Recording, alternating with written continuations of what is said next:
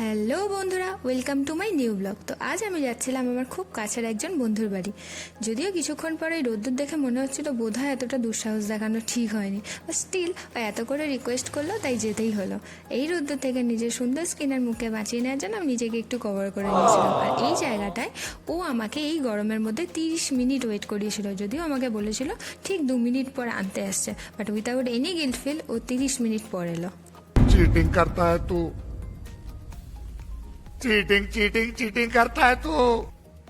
এই হলো আমাদের আর একজন খুব কাছের বন্ধু, বাট জানি না এই গরমের মধ্যেও এতটা কেন সেজে গুজে এসেছে।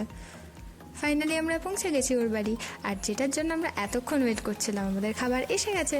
খাবারে ছিল লুচি, ডাল অ্যান্ড আমার প্রিয় কাজু কাটলি। উফ! তারপর আমরা গেলাম লাঞ্চ করতে। লাঞ্চের মেনু ছিল পোলাও, পটল পোস্ত, চিকেন কষা অ্যান্ড চাটনি। আর প্রত্যেকটা রান্না কিন্তু অসাধারণ টেস্টি ছিল। দুই পেটনি যখন একসঙ্গে সাজে। তারপর সেজেগুজে আমরা চলে গেলাম ছাদে।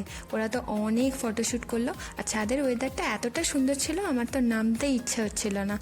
শেষ পাতে আমার হাতে চলে এলো আইসক্রিম খেয়ে আমি বাড়ির জন্য রওনা দিলাম। আজকের দিনটা খুব ভালো কাটলো। চলো দেখা হচ্ছে নেক্সট ব্লগে।